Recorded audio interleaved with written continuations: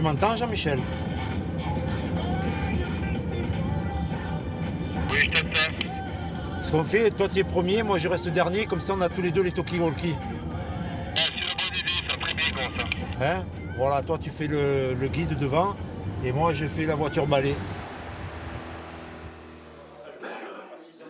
Pause repas en Allemagne pour ces hommes partis seuls, récupérer des réfugiés. Leur point commun, être mariés à des Ukrainiennes. On a 1, 2, 3, 4, 5, c'est la famille de Alina. C'est la famille d'Alina. Voilà. Initiative individuelle avec une organisation très personnelle. Et il me reste 3 places de disponibles. Il y a des gens qui doivent venir, on met des points d'interrogation, ils ne peuvent pas venir, on ne sait pas. Donc au dernier moment, on en prend d'autres qui peuvent aussi s'annuler et puis on remplit au fur et à mesure. Comment tu les as sélectionnés, ces personnes? Là, par exemple, elle, Alina, c'est une amie Ça, de Marseille. Alina, c'est la plus vieille amie de mon épouse. Et donc qui vit près de chez nous, qui vit à Marseille. Et là, on récupère en fait sa sœur, les 2 enfants de sa sœur et sa cousine et l'enfant de sa cousine. C'est récupération familiale, on va dire, de notre cercle d'amis.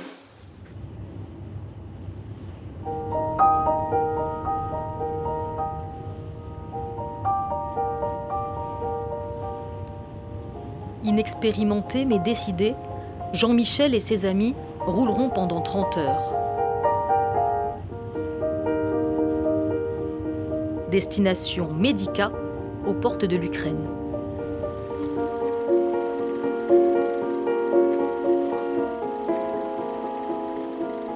C'est le plus important point de passage de ceux qui fuient la guerre par la Pologne.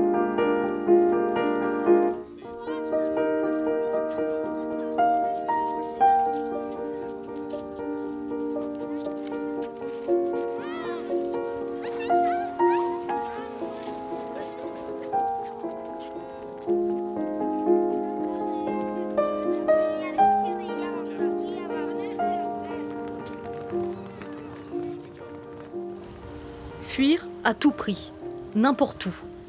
Chaque jour, des centaines de réfugiés montent dans le premier bus qui se présente, même sans en connaître la destination.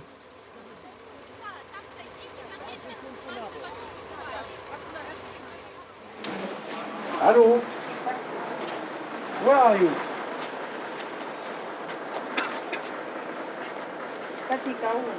I am at the shop you send me photo. Biedronka. Ils arrivent. 5 minutes.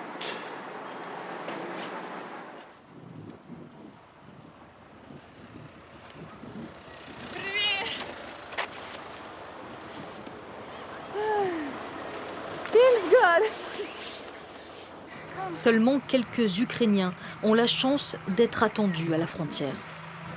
C'est la sœur que la copine que j'ai cherchée.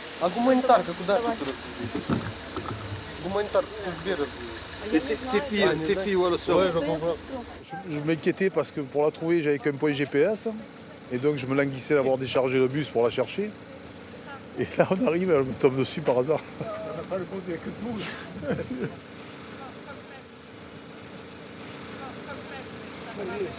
Elle est allée chercher les affaires. Oui, alors que ça t'a dit. Ça a été un miracle de la vie, de la retrouver. C'est que je prends l'exemple, quand on dit chercher une aiguille dans une botte de foin, ben, ce qui m'est arrivé, j'ai rentré la main dans la botte de foin, j'ai serré les doigts et j'ai sorti l'aiguille. C'était quelque chose d'improbable.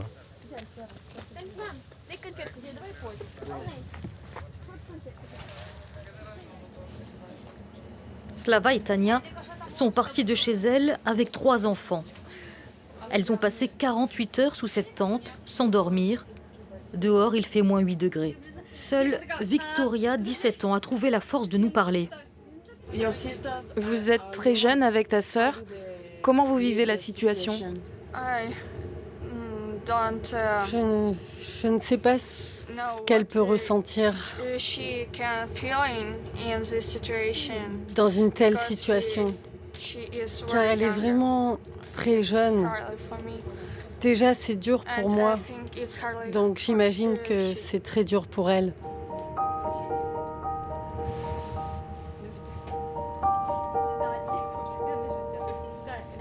Elles suivront en toute confiance Jean-Michel, qu'elles n'avaient jamais vu.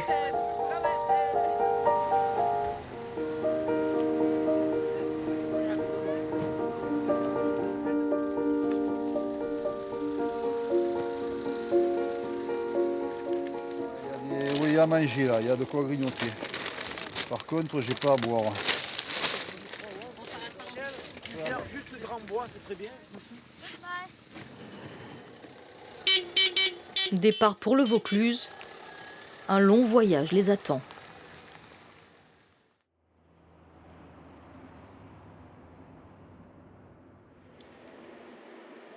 Au même moment, dans le centre de Marseille, arrive une cinquantaine de nouveaux réfugiés. Le voyage est encadré par une fondation marseillaise. Ils ont été pris en charge dès la frontière ukrainienne.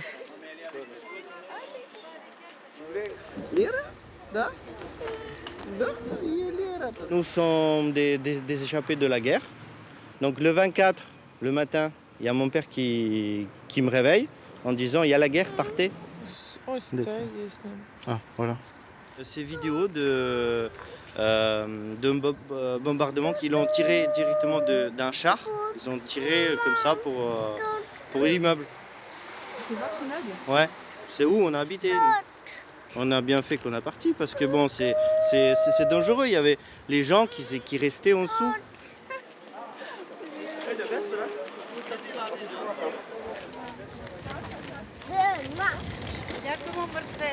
Merci Marcel.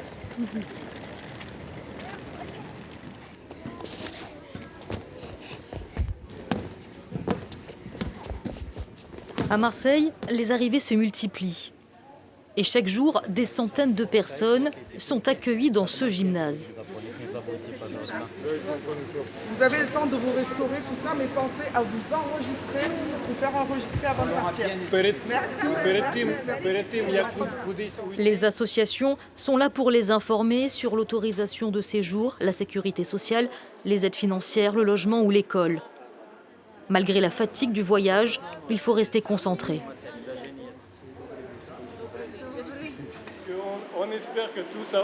Dans cette ambiance, la force d'une femme en particulier marque les esprits. Nous espérons être très bien à Marseille, ensoleillée et si chaleureuse. Les Ukrainiens sont un peuple très ouvert et sincère. Les Français sont pareils, généreux et ouverts. Pendant tout le trajet, peu importe la distance parcourue, nos pensées et nos cœurs étaient avec nos Ukrainiens, avec ceux qui y sont restés. C'est pourquoi nous voulons dire « No passaran », ils ne passeront pas. Le navire russe va te faire foutre. Gloire à l'Ukraine, gloire aux héros.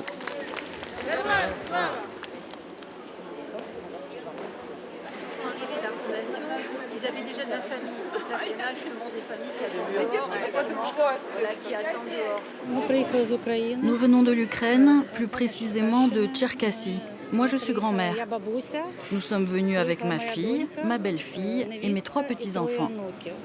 Il nous a fallu près d'1 semaine pour arriver.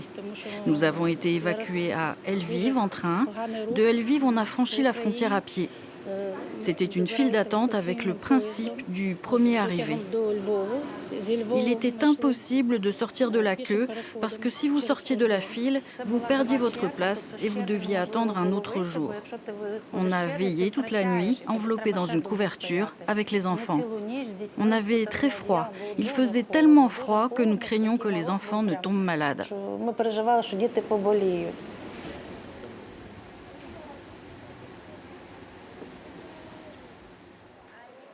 À Marseille, Zinaïda est attendue par son fils, Sacha, ancien légionnaire. Il vit ici depuis 2 ans. Il a pu rapatrier sa mère, sa sœur, son ex-femme et les enfants. Retrouvailles familiales dans des conditions déroutantes.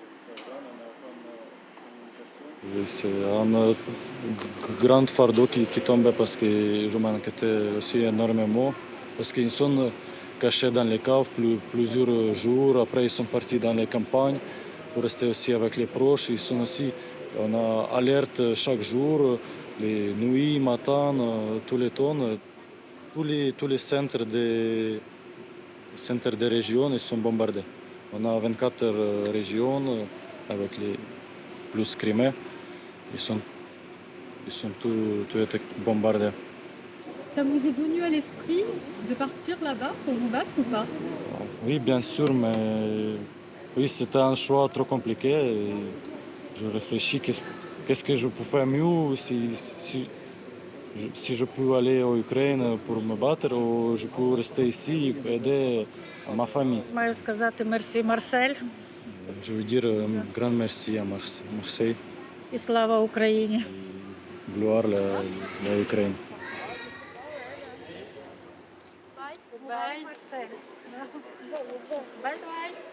Leur statut de réfugié leur donne droit à un logement pour 3 mois minimum.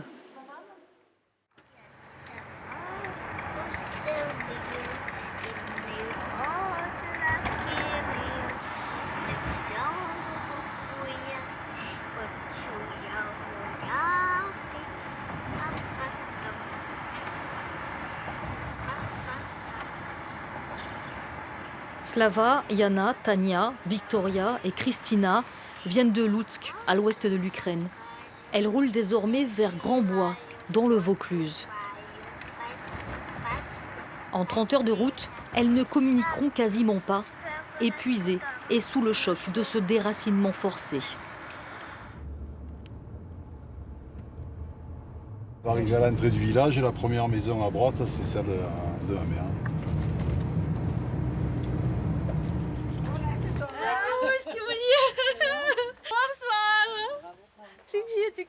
Alina vit déjà en France. Elle vient accueillir sa sœur et ses nièces. Привет!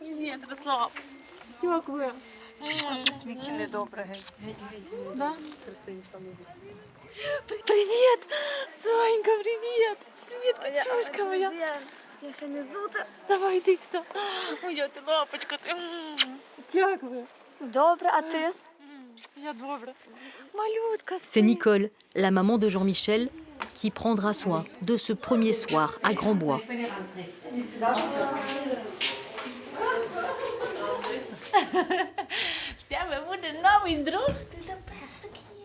Content d'être posé un peu. Oh oui, plus cher là, parce que tourne la barre de... Oui, par contre, c'est pas des choses. Elle pleurait le dos, vraiment. C'est pas... Depuis le début, vous vouliez les ramener? Il y avait un moment qu'elles ont dit catégoriquement non. Surtout Victoria. Tous les jours, je regardais les infos comme tout le monde et ça bombardait plus et je dis c'est pas possible. Et quand j'ai su que ma soeur avec mes nièces, elle dormait au sous-sol, pour moi c'était inconcevable. Je me suis dit c'est pas possible. Et donc je commençais à parler doucement pour dire qu'ils seront en sécurité ici. La fatigue extrême prend le pas sur toutes les attentions fournies par Nicole et par le maire du village. Nicole m'a sollicité et on a réagi immédiatement. Et puis les Grand-Boisiens aussi, parce que beaucoup ont proposé d'héberger, beaucoup ont apporté énormément de produits de première nécessité, donc on a fait une collecte. Oui, j'ai tout prévu.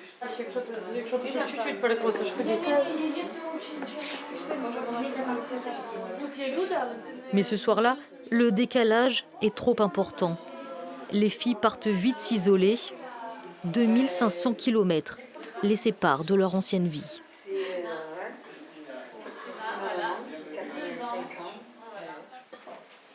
Mais en tout cas, ça fait plaisir qu'elles soient là. Tu sais que tu appelles ici, si elles ont quelque chose qui ne va pas, tu appelles. Bien sûr.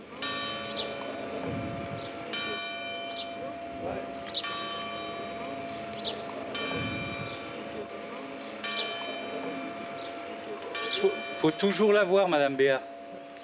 Ça va, Charles? Ouais. Pourquoi vous ne l'avez pas aujourd'hui? Pourquoi vous n'avez pas votre bracelet? Alain Ferretti est maire de Grand-Bois depuis 2008. Son quotidien est plus chargé depuis le début du conflit. Il multiplie les initiatives pour aider les réfugiés de son village. En général, le mardi, avec la cantine scolaire, nous commandons des produits frais dont ils ont besoin. Et ils sont livrés le jeudi. Donc tous les jeudis matins, ou Marie ou moi-même allons récupérer les produits frais pour les leur amener, à peu près pour une semaine à chaque fois. Le beurre, le lait, le flan, les crèmes dessert. Marie, c'est bon pour toi.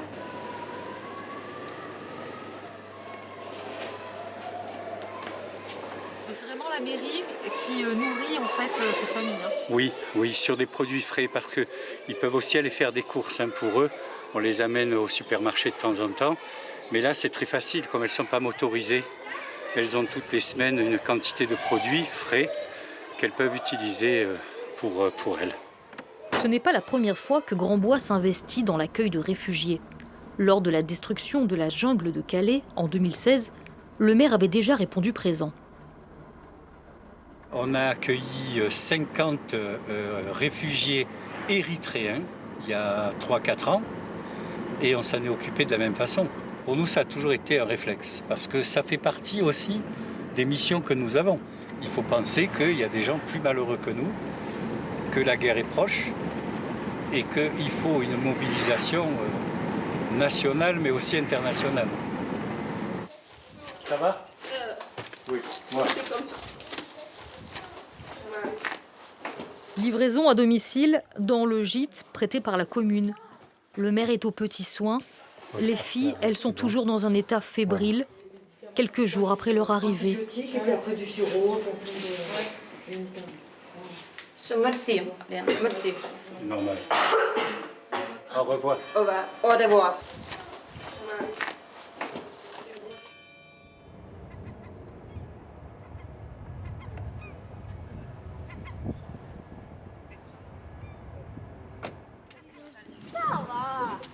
À Marseille, place à la débrouille de la grande ville. La famille de Sacha est logée dans une résidence étudiante. Ils ne se sont accordés que quelques jours de répit depuis leur arrivée.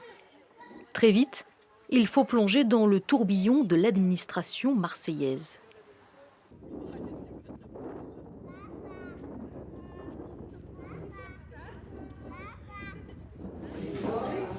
Inscription à l'école dans la mairie de secteur. Les fonctionnaires découvrent la langue ukrainienne et son alphabet. Eh bah bête, moi je marquais les lettres qui ressemblent. Hein. Comment tu veux que je fasse? Non, c'est pas ça, c'est là. Tu vois, le nom c'est là. C'est celui-là son nom. Et ça c'est le prénom, tu vois, comme le passeport. Où est-ce que je marque là? Eh oui, c'est ça. Là c'est marqué en ukrainien et là c'est marqué en français, entre guillemets quoi, en lettres françaises. Tu crois? Ou alors en lettres... Et ils ne parlent pas français du tout. Heureusement qu'elle va bête, parce que moi je réécris. Tu n'as pas les lettres. Ce sont les tout premiers réfugiés ukrainiens reçus.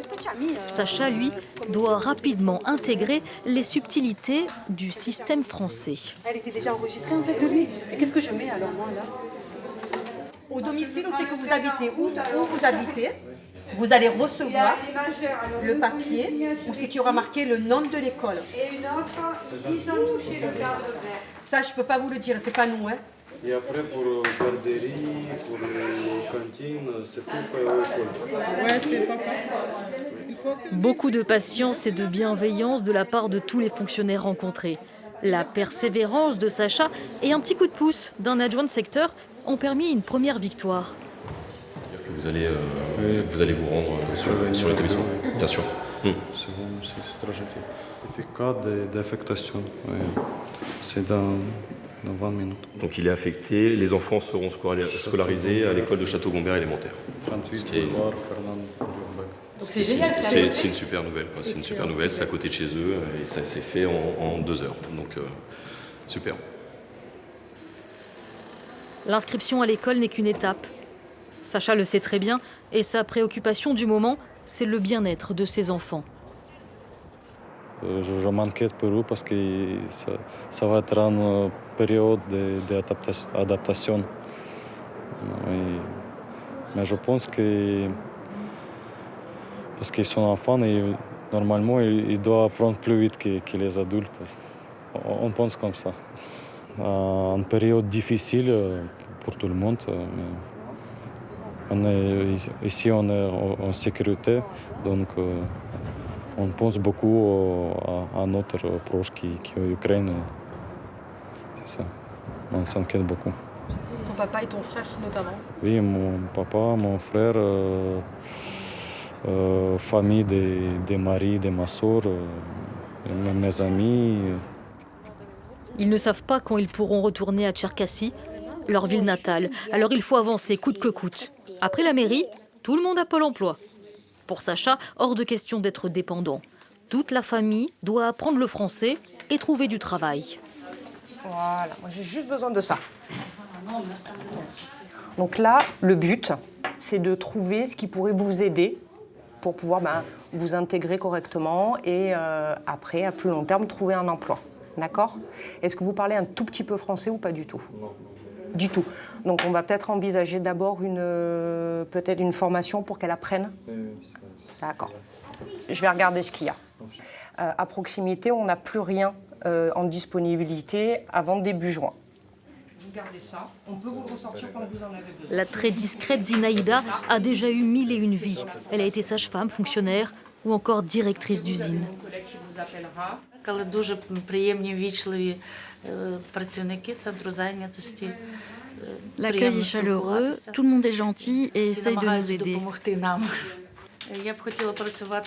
Bien sûr, je souhaiterais reprendre le travail de suite, mais je comprends tout à fait que je dois d'abord apprendre le français. Et elle commencera sa formation 4 mois plus tard. Dans la pièce d'à côté, les enfants, eux, ne traînent pas. 1, 2, 3, 4, 5, 6, 7. Oui. Merci, Sandra. Скажи Ан.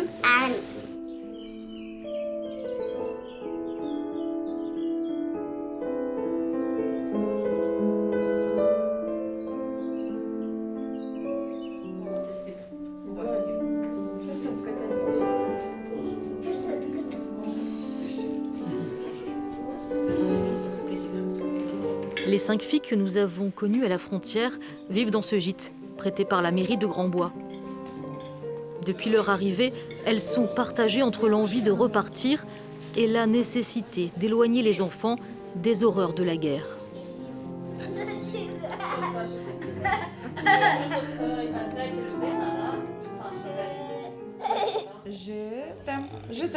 Je t'aime.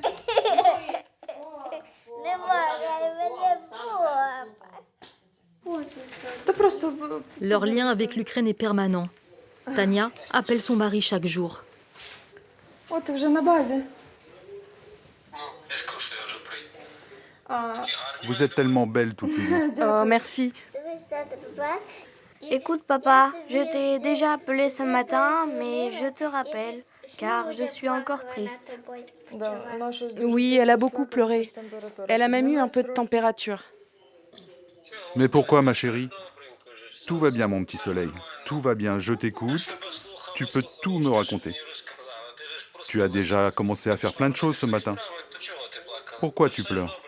Tout va bien, mon petit soleil. Maman est avec toi, les filles aussi. Lui vit cet éloignement presque comme un soulagement. Ma famille est en sécurité.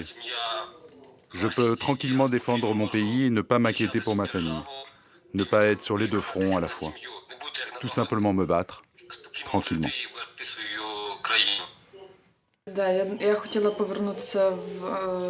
Je voulais déjà rentrer dès la première semaine parce que c'est très dur.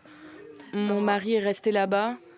J'ai eu beaucoup de culpabilité à dormir tranquillement, alors que ma famille, ma mère, ma sœur, elles dorment avec le bruit des sirènes au sous-sol.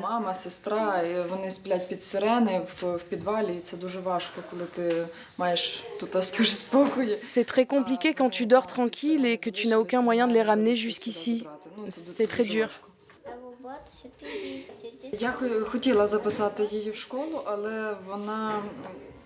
Je voulais inscrire ma fille à l'école, mais elle est très timide. C'est très compliqué pour elle, même sur l'aire de jeu, parce que ce n'est pas son environnement. Elle a un peu peur et elle souffre aussi car c'est une fille à papa. Elle ne comprend pas pourquoi nous sommes ici. Elle sait que l'Ukraine est en guerre et que son père la défend, mais elle n'est pas consciente de ce que signifie la guerre et pourquoi nous sommes ici.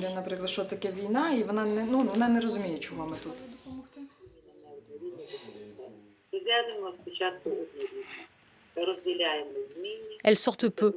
Seules les journées de Victoria, 17 ans, sont rythmées par des cours à distance. La majorité de ses amis est restée en Ukraine en tant que volontaire de guerre. Elle est partie sur demande de son père. Je me sens bien, ça va. Les seules choses que nous avons visitées, c'est le centre médical et la préfecture. Nous avons fait aussi un tour du village, rien d'autre. Je sais pourquoi je suis ici. Je ne suis pas venue pour mon propre bien, mais plutôt pour que Christina et Yana ne se rendent pas compte de ce qui se passe. Moi, je suis au courant de tout. Je le vois tous les jours aux infos et mon père me dit tout. Mais elles n'ont pas besoin de savoir.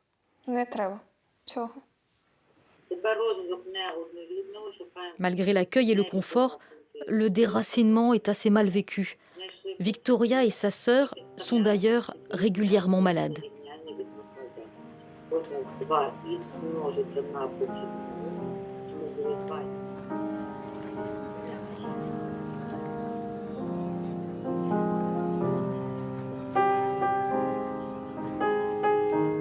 Quelques semaines après son premier convoi, Jean-Michel fera un autre aller-retour vers l'Ukraine.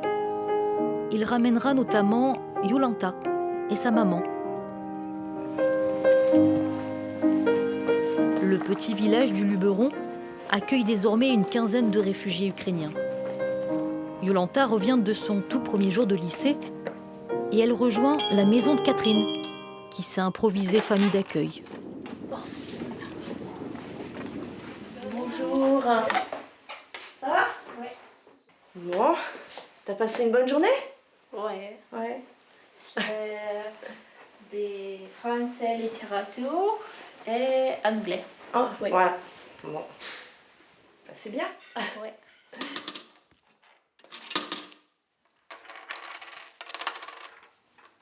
La cohabitation avec Jolanta et sa maman se construit jour après jour. Catherine pèse chacun de ses mots par peur d'être maladroite.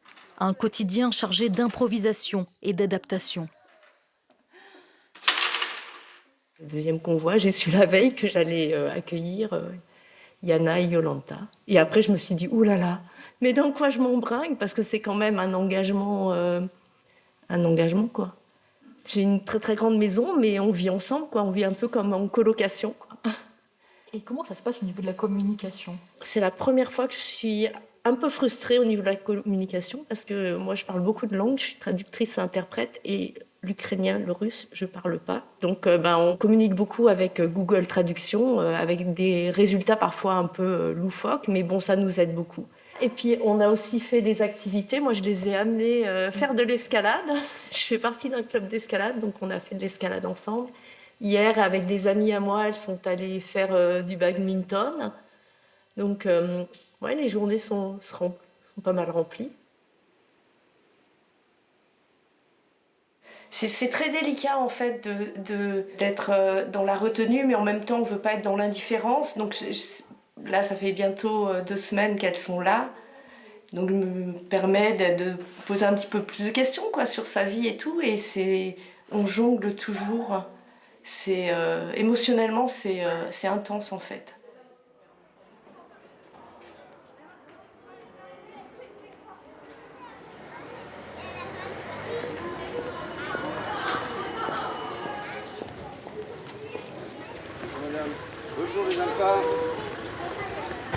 Comme des milliers d'enfants ukrainiens déracinés depuis la guerre, ceux de Sacha font leur rentrée à Marseille, dans une école inconnue, dans un pays inconnu, où personne ne parle leur langue. Ils sont affectés dans ce groupe scolaire à Château-Gombert, mais visiblement la directrice n'a pas été informée. C'est une blague. On n'est pas... Oui, je vois. Je vois, exactement. Combien il y en a d'enfants? 2 enfants. 2 enfants ici? 8 ans et 10 ans. 10 ans. Ça, c'est Lisa et Vanya. Je suis son père. Le papa des deux? Oui, mais on a divorcé. Et vous êtes la maman? C'est la plus grande. Un imbroglio vite résolu avec beaucoup de bonne volonté.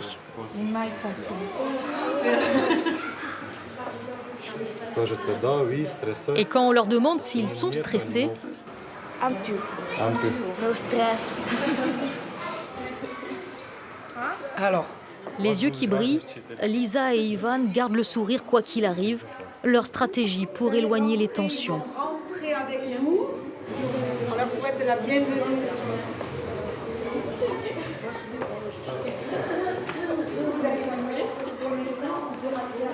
Ils doivent être dans 2 classes sympathiques, avec des enfants très sympas et accueillants, qui vont bien les accueillir. On va aller doucement, ne vous inquiétez pas. Pour le moment, il faut qu'ils se sentent bien, en confiance. Ne vous inquiétez pas, on va s'occuper de tout. Gros bisous, maman.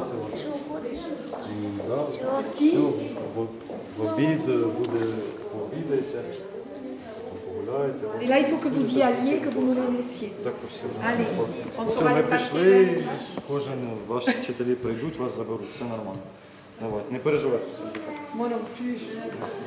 De rien. Qui nous reste? Allez.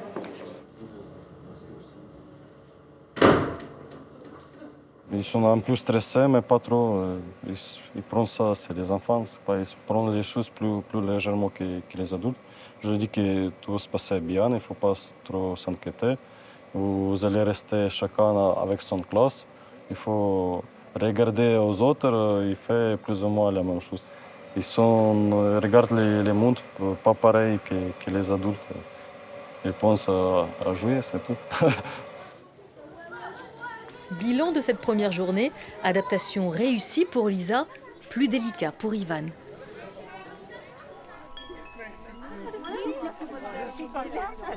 Avec ma belle-fille.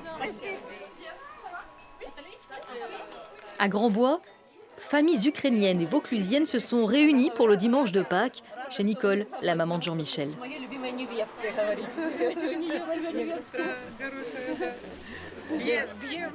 Les Ukrainiens sont majoritairement orthodoxes, ils fêtent Pâques, mais sans chasse aux œufs. Ce serait bien que tu réunisses les enfants et t'expliques en français et en ukrainien, comme ça, qu'on va ramasser les œufs. Où je les fais? Là maintenant? Tu les rassembles là, mais on donne les paniers, on va ramasser les œufs. Idem шукати яйця, idem. Maintenant, il faut chercher les œufs. Il y en a un tout petit peu de partout.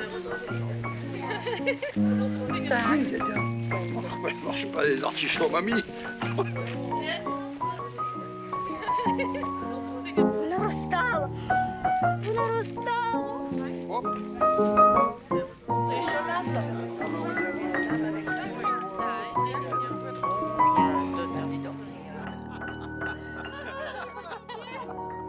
Merci chérie. C'est un coup de main collectif. Oui. Dans les assiettes, c'est chouba, poisson sous le manteau en français. C'est une salade typique d'Ukraine avec la base de hareng. Après, on a une couche de pommes de terre, couche de carottes et une couche de betterave et tout ça avec un maillot. Donc ça se mange facilement. Qu'est-ce que tu veux, toi?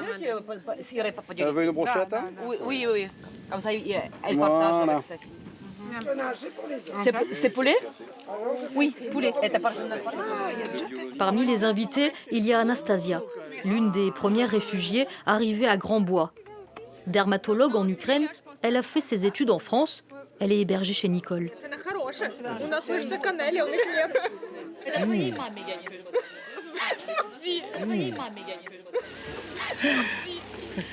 m'a fait plaisir qu'elle veuille rester. C'est qu'elle se sentait bien. Si elle avait dit non, on cherche quelque chose, bon, c'est qu'elles n'auraient pas été bien. Tandis que là, c'était sans réfléchir. Donc elle, j'espère pour elle que ça sera terminé rapidement. Mais ça pour elle, pas pour moi. Mais sinon, elles peuvent rester ici jusqu'au bout, il n'y a pas de problème. Au bout de quoi?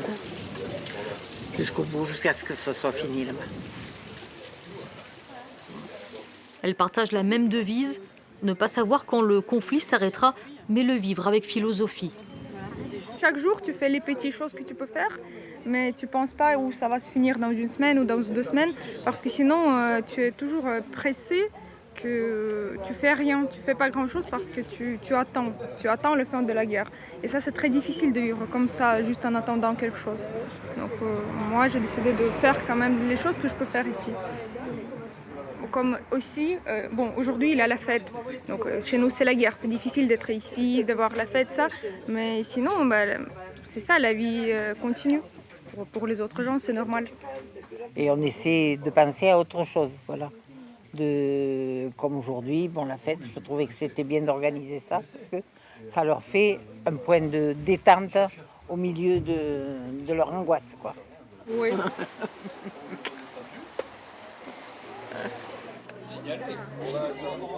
Si la cohabitation est idéale chez Nicole, ce n'est pas le cas partout. Iolanta changera 3 fois de foyer d'accueil. Pas facile d'héberger une adolescente confrontée à l'exil.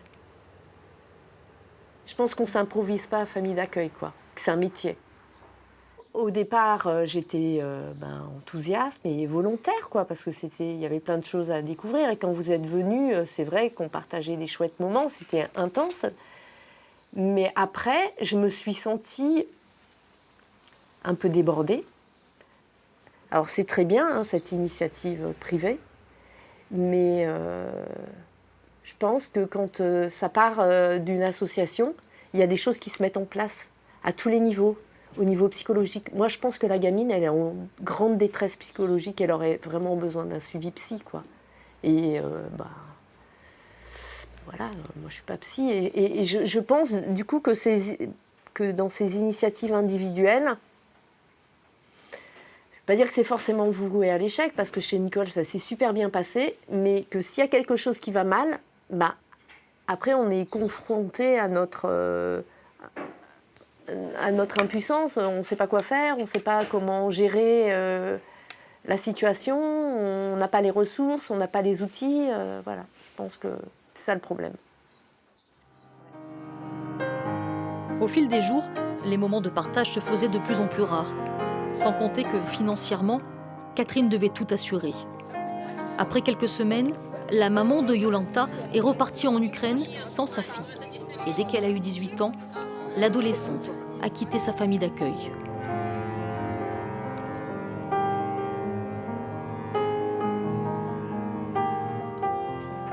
C'est un très grand jour pour Sacha. Il a signé son premier contrat de travail. Le groupe SOS l'a embauché sur ce bateau qui accueille les réfugiés. Depuis le 29 mars et pendant 3 mois, il a abrité 1500 personnes. Ce navire, c'est une véritable ville ukrainienne sur l'eau.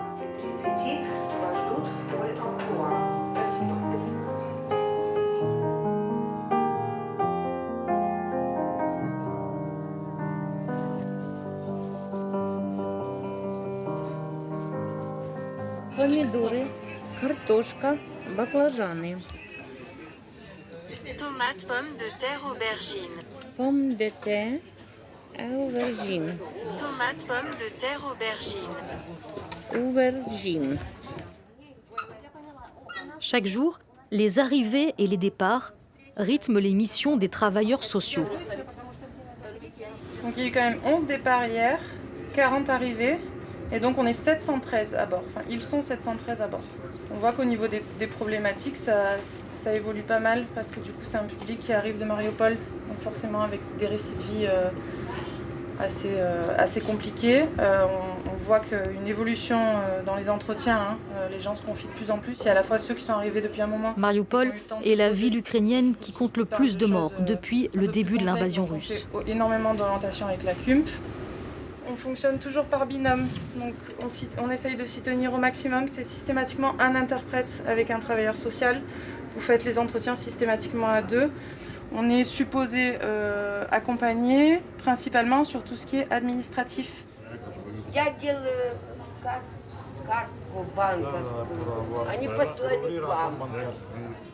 Loin de ses études de physique, Sacha est donc interprète. Alors qu'il accueille ses compatriotes, il apprend qu'un de ses amis est mort au combat Il n'en dira rien. Finalement, l'histoire de son pays le rattrape. Lui qui a fui l'Ukraine pour le sud de la France bien avant la guerre, le voilà mobilisé pour aider les réfugiés placés en sécurité à Marseille.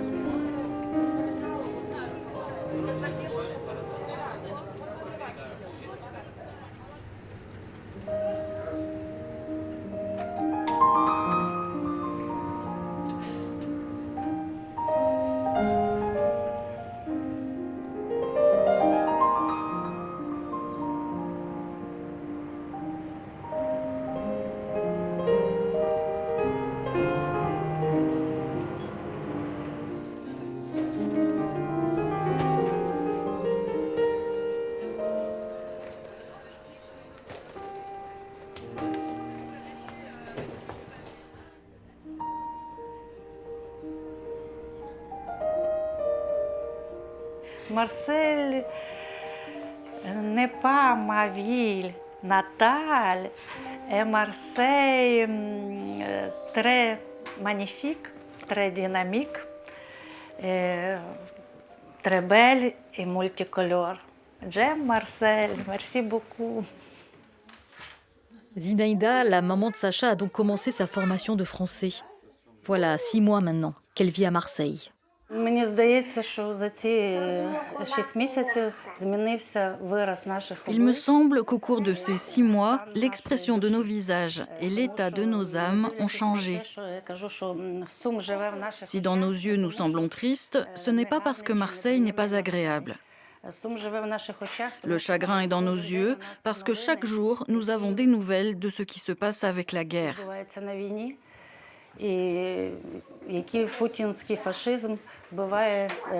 Le fascisme de Poutine tue ceux qu'on aime, nos enfants. Il y a trop de morts. Voilà pourquoi nous semblons tristes. Mais notre esprit s'est réchauffé. Grâce à Marseille, nous avons l'impression d'avoir des enfants plus tranquilles, qui peuvent aller à l'école et rentrer sous un ciel serein. Aller faire des promenades, nous pouvons aller à la montagne, au soleil, à la mer. Ici, notre vie s'est un peu équilibrée. Grâce à la France, on s'est un peu apaisé.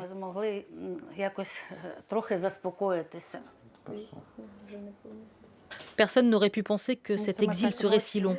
La famille de Sacha a tout fait pour s'adapter au plus vite, malgré les incertitudes. Pardon, excuse-moi. Bonbon. Sa sœur veut repartir pour rejoindre son mari en Ukraine. Zinaïda, elle, pense à rester en France, si elle peut, dans le sud, près de son fils.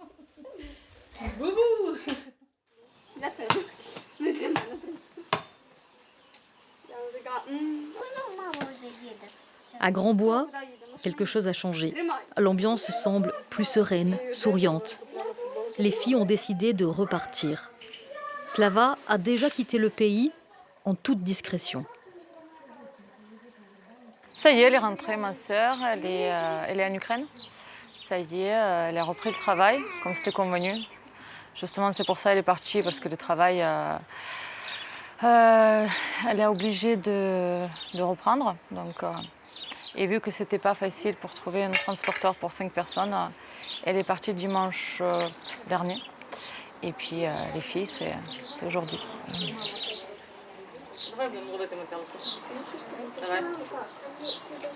Je suis tellement heureuse. Je veux voir mes parents, mes grands-parents, mes chiens, mes chats, mes amis. C'est vraiment bien pour moi.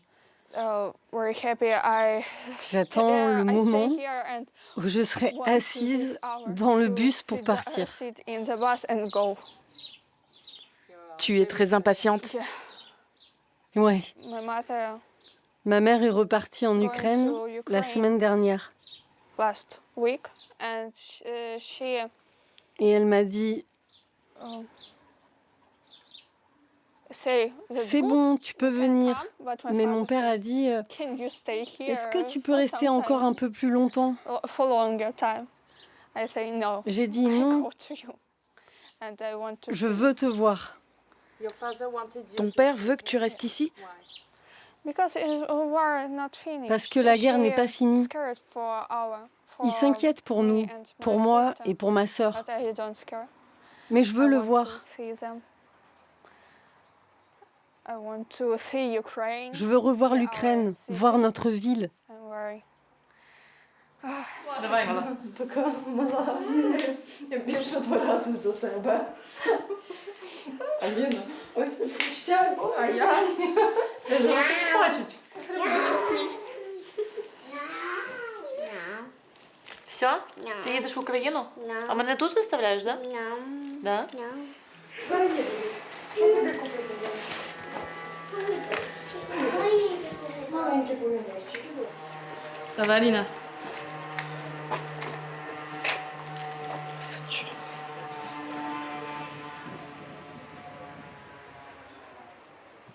C'est l'inquiétude ou c'est la tristesse de se dire au revoir? La tristesse. J'aime pas aller au revoir.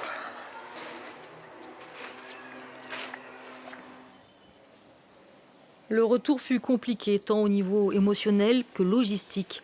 Il faut dire qu'un business de transporteur s'est mis en place pendant la guerre. Et c'est le maire qui a dû gérer les faux plans, les arnaques et les tarifs qui doublent au dernier moment. Ça a été vraiment difficile et surtout, c'est vrai qu'il y avait de la spéculation, ce qui est quand même pas juste pour ces personnes, quoi. Autant l'aller a été facile, autant le retour, finalement, elles ont réussi, mais il a fallu beaucoup travailler pour qu'elles puissent y arriver. Ils me donnent des nouvelles en disant qu'elles étaient bien arrivées, que Yéna, la petite, était heureuse de retrouver son papa qui est militaire et qui a une permission ce week-end pour venir rejoindre sa famille. Victoria a eu avec succès tous ses examens qu'elle a fait ici, depuis ici, et donc elle était contente de rentrer. Et puis on espère les accueillir, mais en touristes, parce qu'elles seront toujours les bienvenues.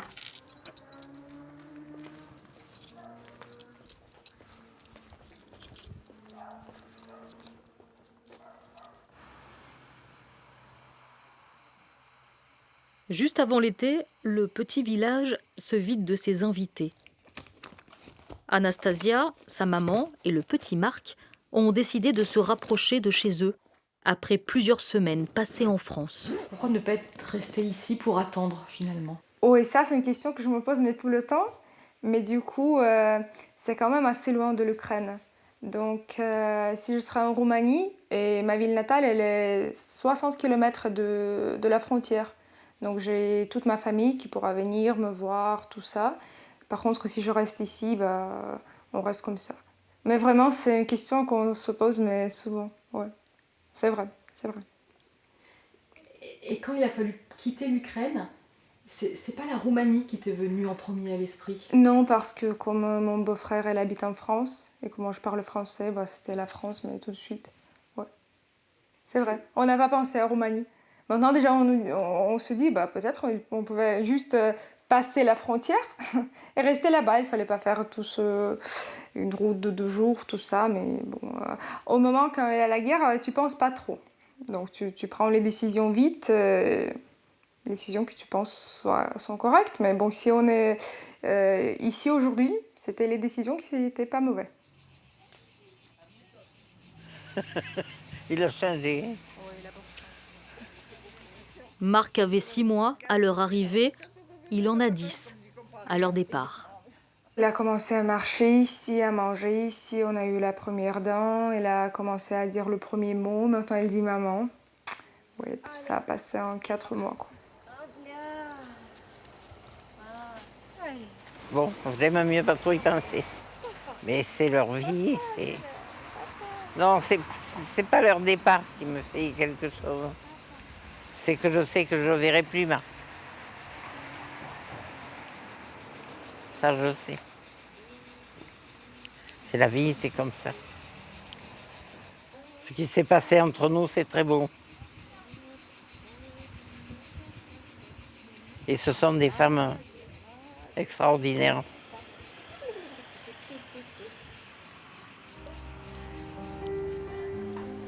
Comme quoi, même d'un malheur, on peut en tirer quelque chose de bien. Ouais.